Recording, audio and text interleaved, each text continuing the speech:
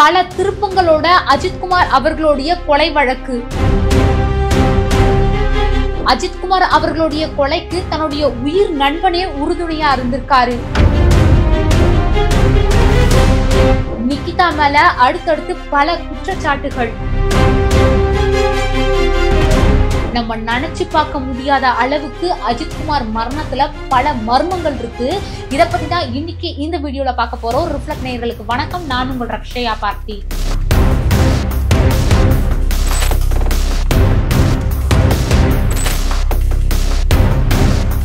அடி pipe sir, ஒரு 4-5 pipe length pipe, plastic pipe உடஞ்சிருக்கும். 2 மூங்கில் கம்பு, அது போக செருப்பு கால இதில் வச்சு எத்துனாங்க சார். தமிழ்நாட்டையே உழுக்குன ஒரு மிகப்பெரிய அதிர்ச்சி சம்பவம் தான் ஜூன் 27ஆம் தேதி நடந்த அஜித்குமார் அவர்களுடைய கொலை வழக்கு. விசாரணைக்காக அழைத்து செல்லப்பட்ட அஜித்குமாரை விசாரணை அப்படிங்கிற பேர்ல போலீஸ் அடிச்சே கொண்டு இருந்தாங்க. ஆனா இதுக்கு பின்னாடி பல மர்மங்கள் இருக்கு. இதெல்லாமே திட்டமிட்டு தான் செஞ்சாங்க அப்படிங்கிற மாதிரி பல குற்றச்சாட்டுகள் அஜித்குமார் அவர்களுடைய கொலை வழக்கு மேல வைக்கப்பட்டிருந்தது.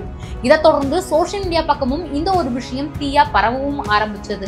எல்லாரும் அஜித்குமார் அவர்களுடைய கொலைக்கு ஒரு நீதி கிடைக்கணும், இவருடைய கொலைக்கு பின்னாடி என்ன விஷயம் இருக்கு, இதை விசாரிச்சு வெளில கொண்டு வரணும் அப்படிங்கிற மாதிரி பெருசா அவங்க தரப்புல இருந்து பேசிட்டு இருந்தாங்க.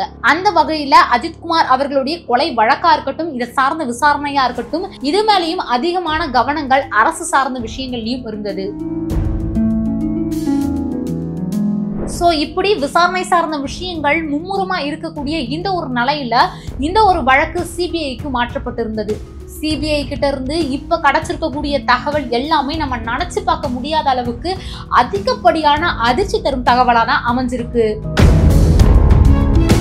அஜித்குமார் மேல கம்ப்ளைண்ட் பண்ண நிகிதா இந்த ஒரு வழக்கை பத்தி என்ன சொல்லியிருந்தாங்க அப்படின்னு பாத்தீங்கன்னா, கரெக்டா அஜித்குமார் கொலை செய்யப்பட்ட ஜூன் 27ஆம் தேதி நிகிதா கோவிலுக்கு வந்து மணப்புரம் கோவில் பகுதியில இருந்து தன்னுடைய கார் கீயை அஜித்குமார் கிட்ட கொடுத்து காரை பார்க் பண்ண சொல்லியிருந்தாங்களாம். ஆனா அஜித்குமார் காரை கொண்டு போயிட்டு ரொம்ப நேரம் கழிச்சுதான் காருடைய சாவியை கொண்டு வந்து கொடுத்தாரு. இந்த ஒரு சமயத்துல அஜித்குமார் தன்னுடைய நண்பரான ஆட்டோ டிரைவர் கூட சேர்ந்துக்கிட்டு காரை வடகரை பகுதி வரைக்கும் கொண்டு போயிட்டு அங்க தன்னுடைய கார்ல இருந்த நகைகளை திருடிட்டாரு அப்படிங்கிற மாதிரியான சில விஷயங்களை முன் வச்சிருந்தாங்க. முன்னாடி தேங்காய் பழம் எழுந்துருந்தாலும் நாங்க யார்கிட்ட என்ன வேலைன்னு கேட்டுட்டு நான் வாங்கி வர்றதுக்கு ஒரு 1/2 மணி நேரம் அப்படி ஆயிடுச்சு. அம்மாட்ட வந்து சாவி கொடுத்துட்டாங்களா, நீங்க இப்பதான் தான் கொடுத்தாங்க, ஏன் இவ்வளவு நேரம் ஆச்சுன்னு கேட்டாங்க. ஆனா சிபிஐ விசாரணையில இது எல்லாமே போய் அப்படிங்கிற மாதிரியான ஒரு தகவல் தான் வெளியாகி இருக்கு. கரெக்டா அஜித்குமார் கிட்ட நிகிதா காரை கொடுத்தது வெறும் 8 நிமிஷம். இந்த 8 நிமிஷம் கேப்லயே காரை பார்க் பண்ணிட்டு சாவியை எடுத்துட்டு போய் கொடுத்துட்டு இருக்காரு.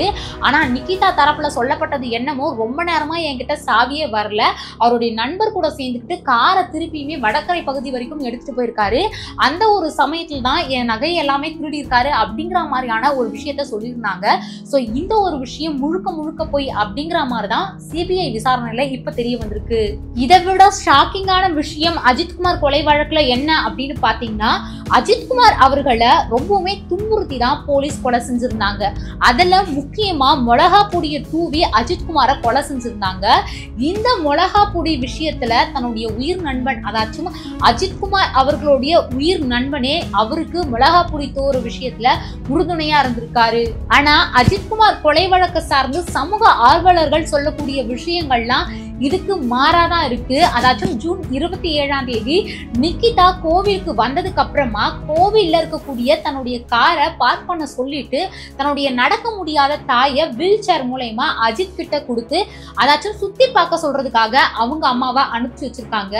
அஜித்குமார் கோவில ஃபுல்லா சுத்தி பார்த்துட்டு அடுத்தபடியா நிகிதா கிட்ட வந்து கோவில் ஃபுல்லாமே சுத்தி காட்டிட்டேன், சோ இதுக்கு ஒரு 500 ரூபாய் கொடுங்க அப்படிங்கிற மாதிரி அஜித் அவர்கள் கேட்டிருக்காரு. அதுக்கு நிகிதா மாசா என்னெல்லாம் தர முடியாது, நான் ஏன் தரணும், நான் எவ்வளவு பெரிய ஆள் தெரியுமா அப்படிங்கிற மாதிரி பேசியிருக்காங்க. ஆனா அஜித்குமாரை பொறுத்த வரைக்கும் இது தன்னுடைய ஏரியால இருக்கக்கூடிய ஒரு கோவில், நான் அவங்களுக்கு கோவில சுத்தி காட்டியிருக்கேன், அதுக்கு தானே நான் எப்பயும் எல்லாரும் கேட்கிற மாதிரி தான் காசு கேட்டிருக்கேன், இதுக்கே இவங்க இப்படி பேசுறாங்க அப்படிங்கிற மாதிரி உங்களால முடிஞ்சதை பாத்துக்கோங்க, எனக்கு தர வேண்டிய காசை மட்டும் தாங்க அப்படிங்கிற மாதிரி அஜித்குமார் கேட்டிருக்காரு. இந்த ஒரு இடத்துலதான் நிகிதாக்கு தன்னுடைய ஈகோ பயங்கரமா அடி வாங்கி இருக்கு.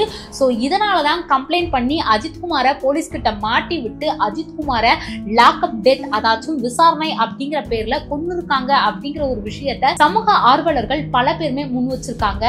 என்னதான் பல பேருமே பலவிதமா சொன்னாலும் சமூக ஆர்வலர்கள் சொல்லக்கூடிய இந்த ஒரு விஷயம் அஜித்குமார் அவர்களுடைய கொலை வழக்குக்கு நிறையவே ஒத்துப்போகுது அப்படின்னே சொல்லலாம்.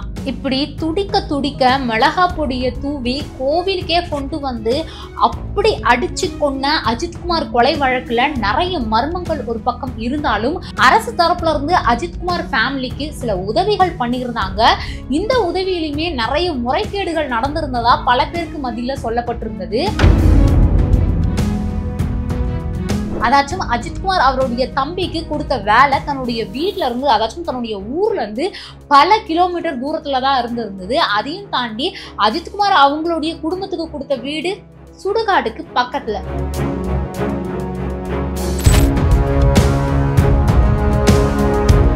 இந்த மாதிரியான உதவிலாம் நீங்க பண்றதுக்கு பண்ணாமலே இருக்கலாம் அப்படிங்கிற மாதிரி மக்கள் தரப்புல இருந்து நிறைய விஷயங்கள் முன்வைக்கப்பட்டிருந்தது அப்படின்னே சொல்லலாம். உங்களுக்கு அஜித்குமார் மரணத்தை பத்தி என்ன மாதிரியான கருத்து இருக்கு அப்படிங்கறத பத்தியும், சிபிஐ விசாரணையில இன்னும் நிறைய விஷயங்கள் வெளிவருமா, இந்த ஒரு விசாரணையில முழுக்க முழுக்க அஜித்துக்கு நீதி கிடைக்குமா அப்படிங்கறதையும் மறக்காம கமெண்ட் பாக்ஸ்ல கமெண்ட் பண்ணுங்க.